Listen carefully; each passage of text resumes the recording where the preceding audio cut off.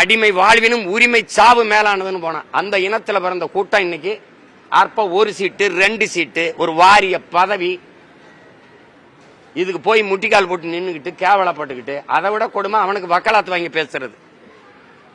ஒருத்தன் செய்யற எல்லா தவறையும் சகித்துக்கிட்டு மாவீரன் சுபாஷ் சந்திர போஸ் சொல்றாரு, ஒரு அரசியல் கட்சி, ஒரு தலைமை, ஒரு இயக்கம் அதுல சேர்ந்துட்டதுனாலே அதுல இருக்கிறதுனாலே அது செய்யற எல்லா தலைவரையும் சகித்து கொண்டு வாழ்வதான் தான் தேசப்பற்றுனா அந்த தேசப்பற்று என் கால் செருப்புக்கு சமம்ங்கிறான்.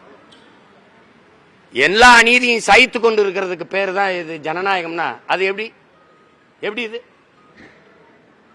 எது வேணாலும் பேசலாம். செம்மொழின்னு ஐயா கருணாநிதி அவர்கள் பிறந்த நாள நீங்க கொண்டாடணுங்கிறீங்க. செம்மொழிக்கு அவருக்கு என்ன சம்பந்தம் இருக்கு? எங்க மொழி இருக்கு? செம்மொழின்னு சொல்லிட்டு தமிழ் செம்மொழியா இருந்ததா சொன்னதுனால ஆனதா? அவர் தான் வாங்கி கொடுத்தாரு. எங்க அடமானம் இருந்துச்சா? என் மொழி